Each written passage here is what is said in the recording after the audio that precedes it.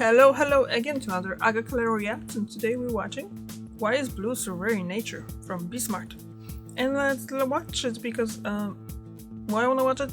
Because I really like blue, so let's just go and see why. There are no blue tigers. Something to no do with the blue pigment. bats, no blue I know there is no blue squirrels, pigment no in the blue dogs. eyes. Even blue whales aren't that blue. Animals come in pretty much every color, but blue seems to be the rarest. What's cool though is when we do find a blue animal, they're awesome looking. Nature doesn't do halfway with blue. To understand why this is, we're gonna journey through evolution, chemistry, and some very cool physics. But first, we're gonna need to understand why animals are any color at all. And to do that, we need to go look at some butterflies. Because butterflies are awesome, and if you don't think so, you're wrong. This is Bob Robbins. He's curator of Lepidoptera at the National Museum of Natural History in Washington, D.C. Butterflies are awesome. Make no mistake about it. They're a group of moths that evolved to be active during the day. And if you're active during the day, that means that you have an advantage. You can use light to communicate. You probably realize this, but out of all insects, butterflies display the brightest and most detailed patterns. And there's a good reason for that. The colors in butterfly wings deliver messages like, I'm toxic, or I'm a male and this is my territory. But not all butterfly colors are created equal. If we zoom way in on a butterfly wing, we see the colors come from tiny scales. It's actually how moths and butterflies get their scientific name. Oranges, reds, yellows, browns, those scales all contain pigments, organic molecules that absorb every color except what we see. Black scales absorb all colors. Animals from butterflies to birds to you and me don't make these pigments from scratch. They're made from ingredients in our diet. You might know this thanks to flamingos. They're born gray but turn pink thanks to pigments called carotenoids in crustaceans they eat. So when it comes to these colors, you are what you eat. But not so for blue. Blue is different. If you move the camera, if you can see that the color changes as you move the camera. It does. It's like a hologram thing.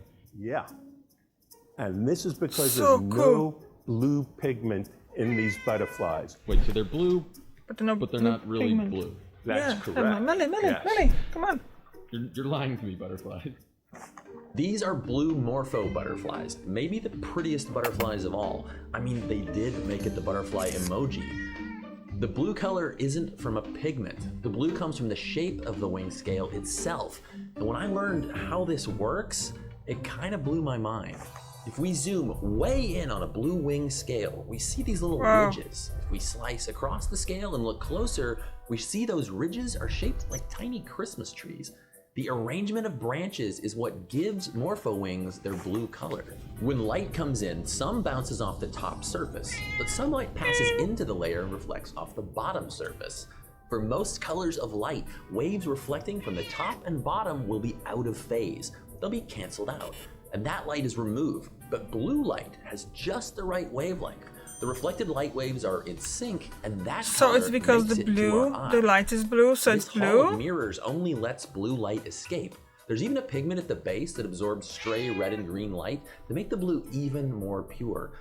That's how we get this awesome iridescent blue, the microscopic structure of the wing itself. All of this happens because of the way light bends when it moves from air into another material. So if we fill all those tiny gaps with something other than air, like alcohol, the blue disappears. Technically, this changes the index of refraction, but in plain English, that means blue light is no longer bent the right way. The microscopic light filter is broken until the alcohol evaporates and the color returns. But these butterflies live in the rainforest. You'd think they'd lose their color anytime they got wet, right? Well, watch this. These wing scales are made of a material that's naturally water resistant. They stay blue in any weather. Ew. So what about this blue jay feather? If we look through it, the color completely disappears. No blue pigment. Each feather bristle contains light-scattering microscopic beads, spaced so everything but blue light is canceled out. Unlike the highly ordered structures we find in butterfly wings, these feather structures are more messy, like a foam. So instead of changing as we move, the color's more even from every direction. Peacock tail feathers? Again, it's the shape of the feather, not pigment. But the light reflecting structures here are more ordered, like a crystal, so it's brighter from certain angles. There's even a monkey. Whoa. Let's keep this PG. Even that color is made by the adding and subtracting of light waves thanks to structures in the skin. And yes, even your blue eyes are colored by structures, not pigments. Outside of the ocean, almost exclusively, the bluest living things make their colors with microscopic structures, and each one's a little different. No vertebrate, not a single bird or mammal or reptile that we know of, makes a blue pigment on its body. In fact, there's only one known butterfly that's cracked the code for making a true blue pigment. Blue as a pigment in nature is incredibly rare, but there's one exception so far that we know about, and these are over here called the olive wings. They have evolved a blue pigment, and they're not very common, and we don't know very much about them, and I don't know of any other blue pigments. That's a really special butterfly. But why is almost all of nature's blue made from structures and not pigments, like everything else? I've asked this question to several scientists that study color, and here's their best theory so far. At some point way back in time, birds and butterflies evolved the ability to see blue light, but they hadn't yet evolved a way to paint their bodies that color. But if they could, it'd be like going from early beetles to Sgt. Pepper's beetles. It meant new opportunities for communicating and survival. Creating some blue pigment out of the blue would have required inventing new chemistry, and there was no way to just add that recipe to their genes.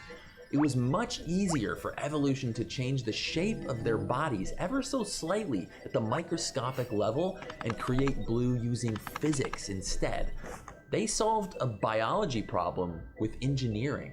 What I love about this is that these colors have fascinated curious people for hundreds of years. After looking at peacock feathers through one of the first microscopes back in the 1600s, Robert Hooke wrote, "These colors are onely fantastical ones." Even Isaac Newton noticed there was something unusual about these blues, and scientists have been studying them ever since, not only because the science is interesting, but because it's beautiful. Thanks for watching, and stay curious. Okay. All right, so you think you have a worse joke than me? Oh, without any question. I've been doing this a long time. Okay. So there was a dance, and the butterfly wasn't there. How come? There was a dance, but the butterfly wasn't there. Yeah, it was a mothball. I told you. Okay, he wins. That was.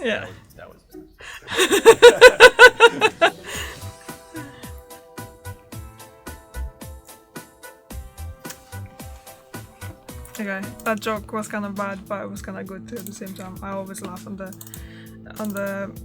dad jokes, so that was cool. But I do remember reading something in regards of the eyes, of the color of the eyes. So basically, there's a brown pigment. If you have brown eyes, you have brown pigment in your eyes. If you have black, you have black pigment in your eyes. But if you are like me and you have blue eyes or green eyes, you don't have that pigment. I don't have that pigment in my eyes. It's just something to do with like what they explained there. It's just something to do with physics and the light, and basically how the eye is built. So my eyes will change, the color wouldn't change dramatically, but I know a few people that basically the eye color is kind of changing from, kind of depending on the light, kind of can go from like blue to kind of greenish as well.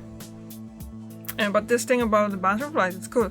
I didn't realize that this is so rare even in the nature. I was thinking that would be some kind of pigment, but I didn't realize that there is no animal that actually makes pigment. It's all physics and how it's built. That's really cool.